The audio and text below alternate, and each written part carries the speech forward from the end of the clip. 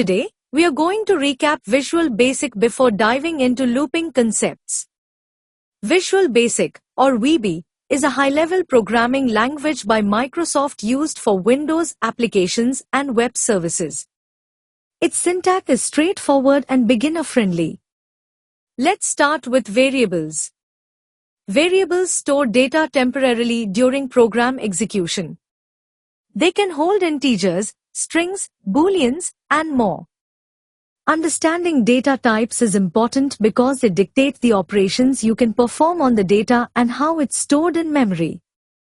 Control structures determine the flow of execution in a program. The main ones are decision-making structures like if then else and looping structures like for, while, and do while loops. Mastering these is crucial for writing efficient and organized code. Loops are used to automate repetitive tasks by executing a block of code repeatedly until a condition is met. This makes the code concise and maintainable.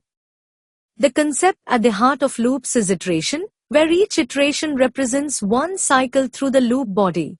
What types of loops are there in VB?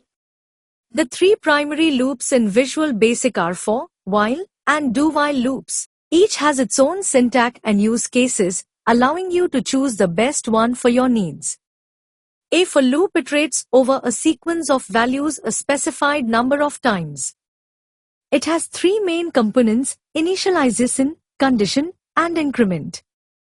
The initialization sets the starting value, the condition determines when the loop should stop, and the increment modifies the loop variable after each iteration. A while loop continues as long as a specified condition is true. It's flexible for situations where the number of iterations isn't predetermined. The syntax is simple: while the condition is true, execute the loop body. Do-while loops are similar to while loops but check the condition after executing the loop body, ensuring the code runs at least once. The syntax involves starting with do, followed by the loop body, and ending with loop while and the condition. How do you control loops?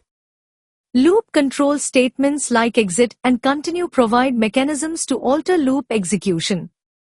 Exit statements break out of the loop, while continue statements skip the remaining code in the current iteration and proceed to the next. What are some practical applications of loops? Loops are used for tasks like processing arrays, handling lists of data, and generating patterns or sequences. They help automate repetitive tasks, making your code more efficient. What about debugging loops? Common errors include infinite loops and off-by-when errors. Strategies for debugging include print debugging, step-through debugging with an IDE, boundary testing, and code reviews. Understanding these basics will help you as we move into more advanced looping concepts in Visual Basic.